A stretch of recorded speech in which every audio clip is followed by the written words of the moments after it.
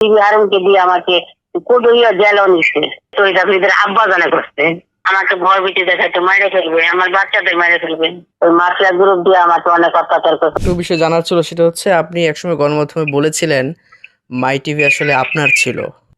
হ্যাঁ, তো এটা আসলে কতটুকু সত্য, বা সাথী আপনার এখানে কি হিসেবে ছিলেন, বা কিভাবে আসলে আপনার এই চ্যানেলটি আপনার অভিযোগ এটাতে নিউজ আছে, নিউজে সব আছে, আমার পেপার সব আছে এখানে। প্রতিষ্ঠানটা আমার, আমি ফার্স্ট টু লাস্ট সবকিছু ব্যাপার আমার নামে, পারমিশন সহ সবকিছু আমার নামে। একটা একজন কর্মচারী ছিল, আমার একজন এডিটর ছিল। আচ্ছা, সে রিডিং করতে আসছে, আমার সাথে পরিচয় হয়েছে, সে আমাকে সিডি দিতে আসছে, তার সাথে পরিচয় হয়েছে।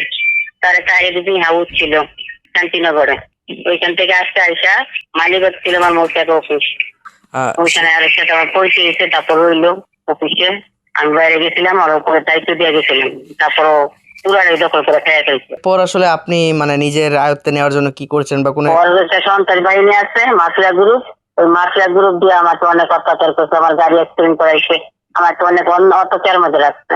আমি কোনো জায়গায় মুভ করতে পারি না, না করে যেতে পারছি, না মিনিস্টার যেতে পারছি, আমি রাস্তায় বেরোতে পারি না ওর জন্য। ও আমার একটা মিথ্যা মামলা দিচ্ছে, কে বা কারা নাম বলে, আমার নাম বলে টাকা চাইছে ওর অফিসে দিয়ে, অথচ আমি জানি না কে বা কারা। এটা কোনো মামলা হলো? এই মামলায় দিবি হারুনকে দিয়ে আমাকে কোদইয়া জেলও নিচ্ছে। 2 দিন আমি জেল খাইতে তারপর আসছি। আপনি সেই সময় আইনের সহযোগিতা চেয়েছিলেন কিনা, বা তাকে আসলে কারা হেল্প করেছে?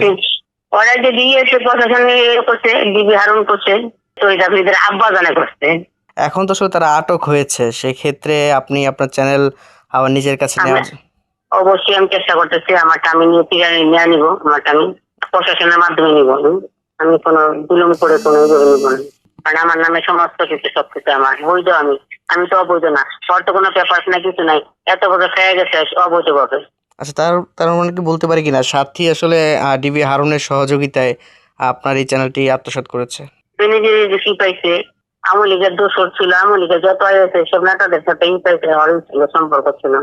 আচ্ছা, আপনি যখন বিদেশে গেলেন তখন কতদিন পরে জানতে পেরেছিলেন যে আপনার এই চ্যানেলটি আত্মসাৎ হয়ে গেছে, বা কোনো কিছু বলেছিল আমি কিনা? দেশে আসতে করে আত্মসাৎ।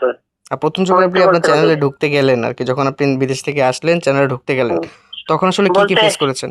বলছে আপনার জানবেন নাহলে আপনার সমস্যা হইব, এই চ্যানেল আমার আশা থেকে আমি আমি চালাবো, আমি আপনাকে দিব না। কেন চালাবি? তোর নামে নাকি? আমার নামে সবকিছু, হোক আমার নামে, ক্ষমতা আছে, জোর আছে আমার সবকিছু, আমি চালাবো। প্রথম যখন আপনি তাকে চাকরি দেন, মানে এডিটর হিসেবে চাকরি দেন? এডিটিং করতে এডিটর।